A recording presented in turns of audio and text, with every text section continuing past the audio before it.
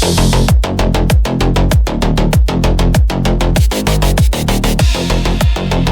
everyone, thanks for clicking on the video. Appreciate you being here. We're looking at everything F1 today that's gone on in the last 2 weeks. I was deciding what to do on my next video, and well, with the amount of reveals and information that's come out, I think the best thing to make is a recap video of what's happened over the last 2 weeks. Okay, so first things first, shakedown.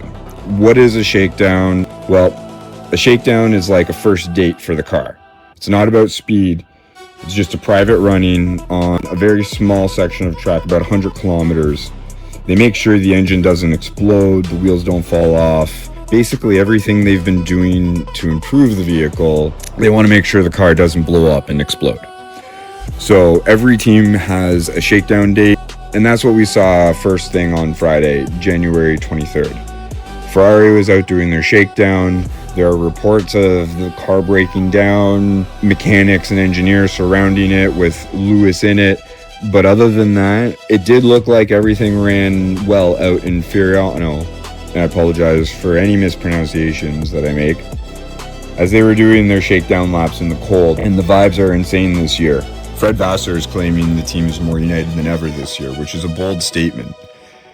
Their 2025 season did not end as well as they hoped it would, seeing both drivers fail to accomplish well short of their goals for the 2025 season. We'll see what Ferrari has in the upcoming weeks as things continue to progress to Barcelona test days. While Ferrari has been stealing the headlines with their shakedown, the rest of the grid has been dropping cars like hotcakes. Red Bull and Ford launched in Detroit on the 15th. And it's official, Red Bull is making their own engines with Ford now. There's no more Honda help. Max looked happy, but let's see if that engine actually holds up. Audi is here. On January 20th, Audi finally showed their true colors in Berlin. Bortoleto and Hulkenberg were both out on stage promoting and showcasing the new livery that Audi has revealed. Now, there was speculation that they didn't actually reveal their true car, but they do have a secret shakedown in Barcelona, and they're bragging that they're ahead of the game and hopefully going to be competing mid-pack this year. Alpine's reset as well. They launched the A526 today, January 23rd, in Barcelona. They've ditched their own engines for Mercedes power units because they're tired of being at the back of the grid. And just for everyone asking where did Audi come from and what happened to Kick Sauber, Audi didn't just start from scratch. They bought the Kick Sauber team. That's a normal thing in F1 because it's way easier to buy an existing house and renovate it like Audi did than to build a whole new factory in a field, which is what Cadillac did and how they spent over $1 billion just to get their team on the grid. We'll talk about that in another video though. So you might have been hearing about how engineers are trying to figure out loopholes for the upcoming season. Stuff to do with ratios and percentages. Basically, it's the compression loophole. And really, for anyone that's new here, you can't have F1 without someone trying to cheat. I mean, interpret the rules. Right now, everyone is screaming about the 2026 engine loophole. Rumor is that Mercedes and Red Bull have found the trick to compress ratio limits. Now, I can get into the numbers of all this, but as new fans here, we're just going to talk about the basics and we can get into the details or finer details in separate videos. Rumor is Mercedes and Red Bull found a way to trick the compensation ratio limits. The FIA measures the engine while it's cold, but these teams are using materials that expand when they get hot on track, giving them a massive power boost that the other teams didn't think of. Okay, what is compression ratio? Basically, it has to do with ignition systems and engine and a whole bunch of ratios.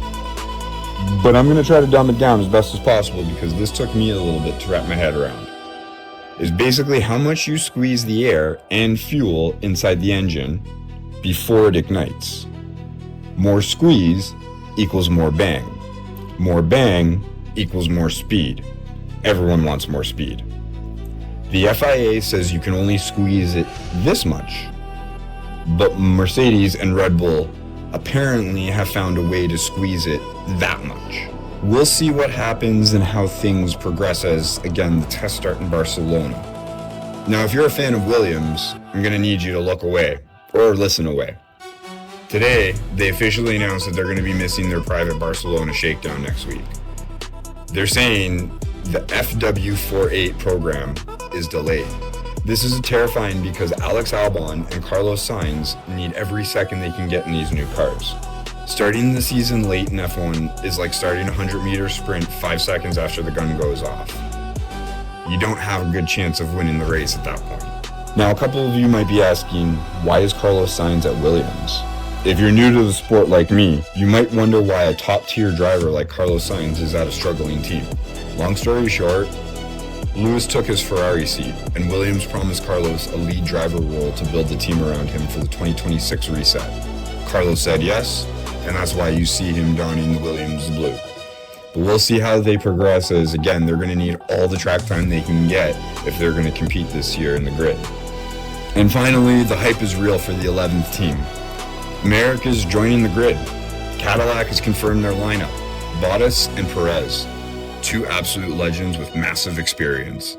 But the real kicker, they're debuting on a track like everyone else. They're not going to be having a private showing. They're showing the world what they have during the Super Bowl halftime show, February 8th. They're revealing their livery, their drivers, and they're announcing to the world F1 has finally peaked in America. Some of you might be asking why an 11th team is a big deal for F1. But for years, F1 has only had 10 teams, 20 cars. Adding an 11th team, 22 cars, means more jobs for drivers, more chaos on the track, more speed for everyone to watch. The other teams hate it because they have to share that prize money, but we love it because it means more racing. I know that's a massive amount of information to take in, and you might still be scratching your head at the end of this video going, I still need to figure out what's going on with F1. That's why I'm here. I'm learning with you. I'm a new fan that got into this, and I'm learning just like every North American fan that was late to the party. I'm Nunz on the grid. I'll see you guys all in the next video. Bumblebee tuna.